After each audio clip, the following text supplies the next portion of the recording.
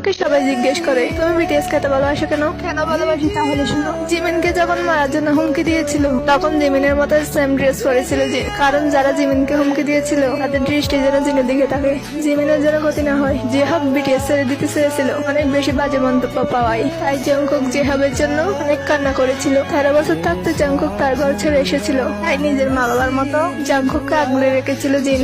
এখন জংকুকের কাছে জিন তার প্রিয় মামা বার্ট। একবার সুগা বলেছিল যে জংকুক গেলে সুগার ফ্যাট বেড়ে যায়। জিমিন একদিন সৌদি আরব কনসার্ট করতে গিয়েছিল, তখন জিমিন তার মাইক ডেকে রেখেছিল, কারণ জিমিনের মাইকটি ছিল স্বর্ণের, আর স্বর্ণ ছেলেদের জন্য হারাম, তাই জন্য ছয় ভাইদের নানার আবদার রাখার জন্য নিজেকে বিলিয়ে দিয়েছিল আরএম।